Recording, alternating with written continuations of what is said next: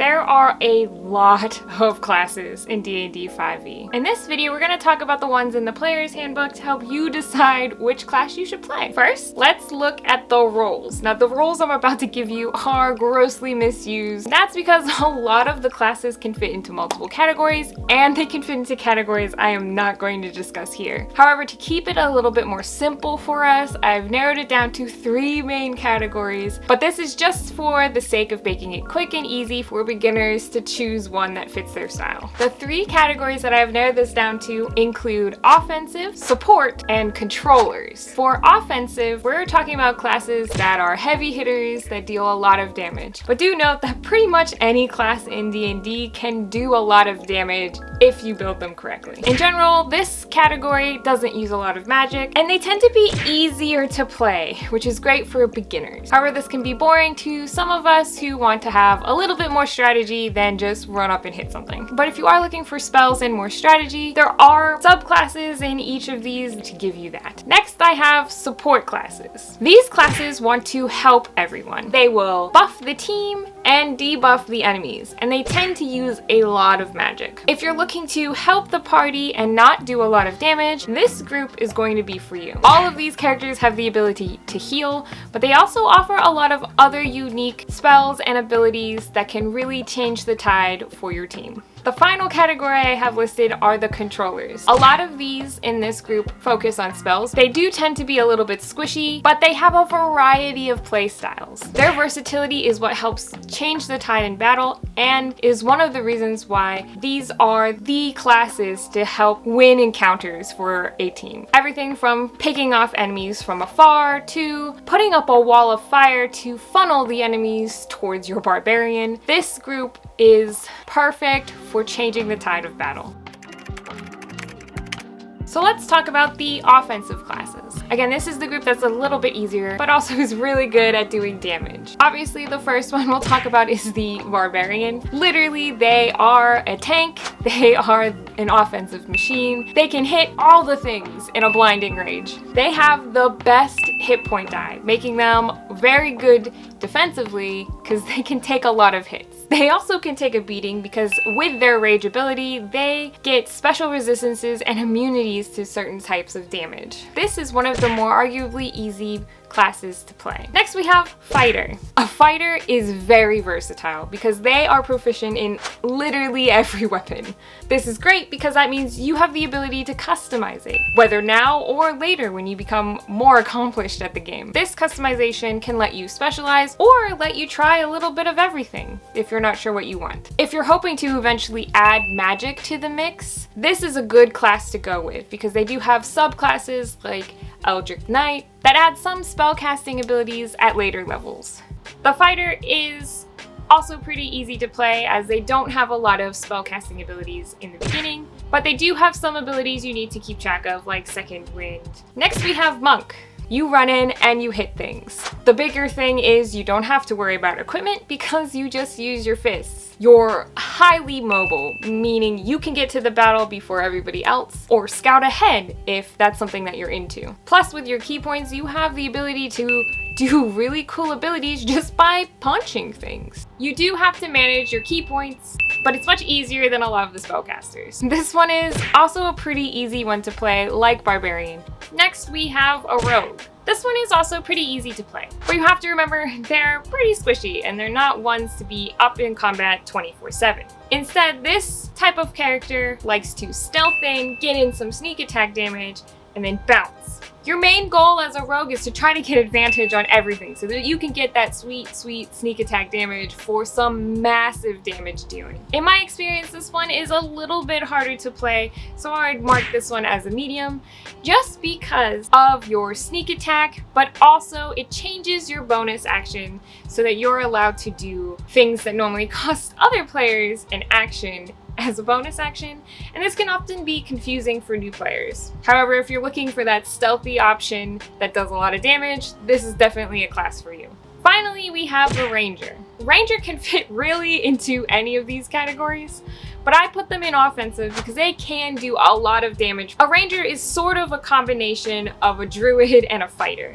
So you do get that spell casting ability, though a lot less than some of our other spellcasters. And you get the ability to use a lot of different weapons, a lot of them. You can also pick up certain spells that can help heal or support your party if that's something you're into, or you can focus on damage dealing or area effects that can help prevent the enemy from getting closer to your party. And they can be very knowledgeable about a certain terrain or a certain enemy type, making them ideal for certain campaigns. Because of all of these things, I put them at a more advanced level. Also, if you're focusing on the subclasses that are in the handbook, the Beastmaster one is very hard to make work, although they do have an updated one in Tasha's that I think really kind of fixes a lot of those issues. So you're gonna want to use the Hunter subclass, even though having, a pet bear would be pretty awesome. So if you're a beginner, I might not try this one quite yet.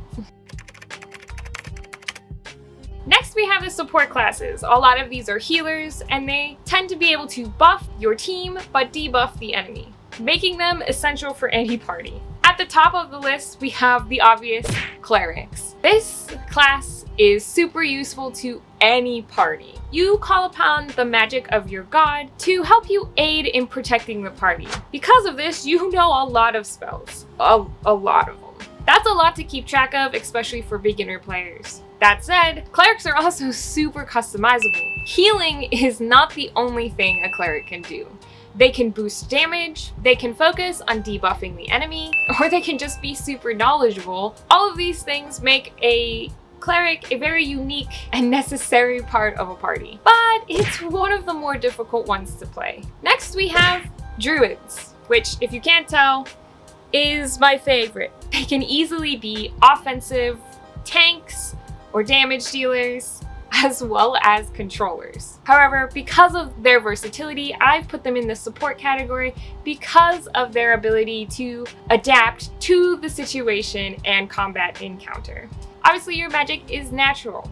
You get the ability to wild shape into animals, which is pretty sweet. But even cooler is the fact that when you turn into those animals, you gain their hit points, which would put you in a similar category as a Barbarian, able to tank and take on hits while also dealing damage. Once you lose all the hit points in your animal form, you just go back to your normal hit point level. This essentially gives you extra HP to help take the hits if your party needs it. Your wild shape ability also makes you extremely useful in puzzles and unique situations. Is the enemy in the air and your barbarian can't reach? You can turn into a bird, fly up, and knock them into your barbarian's range. Are the creatures in the water? Turn into an octopus and fling them back to shore so that your fighter can take a whack. On top of all this, you do have similar spells to a cleric in the fact that you can heal and buff your party members, as well as debuff the enemy should you desire. But this class is definitely a more advanced class to play. The next class we have is Paladin. Like a cleric, you are also granted magic from your divine being.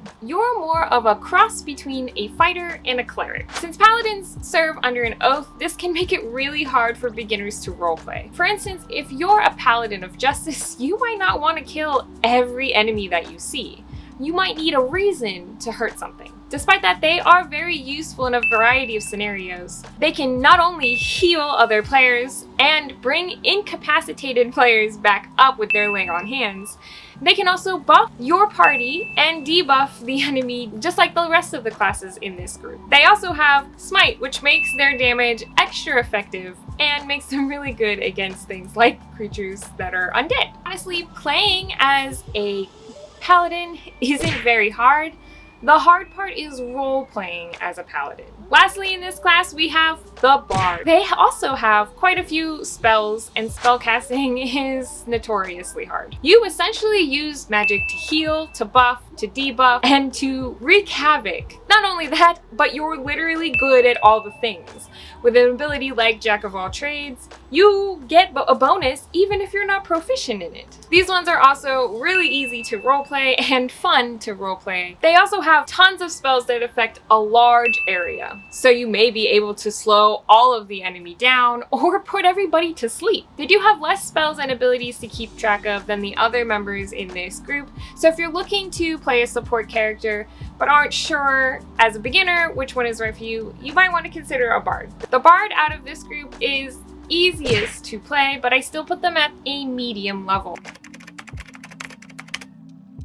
Controllers change the tide of battle. They are really good at manipulating the battlefield. All of these classes are spellcasters, and they're all a little bit difficult to play. The first one we have is a Sorcerer. Their magic comes from an internal natural gift, and they get cool abilities that allow them to split their spells, make their spells faster, or make them more powerful. You can be more of a battle mage, or you can make things even more interesting for both you and your DM by doing a little wild magic sorcery. If you're looking for a spellcaster and have played a little bit in the past, this is a good one to go with. This one honestly is the easiest out of these classes. However, it is still a more advanced class. Our next class is Wizard. This is exactly what you think of when you think of the word wizard. A highly intelligent magic wielder who's immersed themselves in the study of the arcane and is probably obsessed with books and scrolls. The key thing to remember is that wizards do tend to specialize, meaning they pick a type of magic and they try to focus a lot of their spells and learning on that. That isn't to say that they can't do magic in other categories, because they definitely can, and they have a very wide range of spells. However, a lot of times wizards will pick a spell to study, which could be something like teleportation or transmutation. You do have to learn and inscribe your spells instead of just innately knowing them, but like other classes. But I think this makes it more fun, and it offers a lot of role-playing opportunities if that's something you're into. This class is definitely harder to play and a lot more technical. Lastly, we have Warlock. As a Warlock, your magic comes from your pact with a deity. This can get a little bit confusing, and people tend to compare it to a Cleric, but they are very, very different. Yes, in a sense, they do get their magic from a higher being, but unlike clerics, the reason they are seeking the magic out is normally for power, not necessarily for good. This class doesn't get as many spells as the rest of them do in this category. However, they do get evocations, which gives them a variety of feat-like abilities that can really help you in battle. This also makes them very customizable and really good at fighting. Remember that all of these classes can fit multiple roles and a lot of roles that I didn't even define. If you're looking for a tank or defensive character, Barbarians, Druids, and Paladins can all work. If you're looking for a scout type character, a rogue, a ranger, a druid, and a monk could work. If you're looking for a group leader or someone to interact with NPCs in your party, the obvious choice is a bard, but a sorcerer, a paladin, or a warlock could work as well. In other words, there are many different ways to play each of these characters to fit whatever role your party needs. However, narrowing it down to these three categories, I hope will help you figure out which class you want to play. In fact, let me know which ones you are considering or which ones you normally play in the comments and why. Picking a class is one of the first steps in playing D&D. The next one is learning combat. Learn all the combat basics in this video, and I'm sure even if it's your first time playing, you'll be able to handle any encounter that's thrown your way.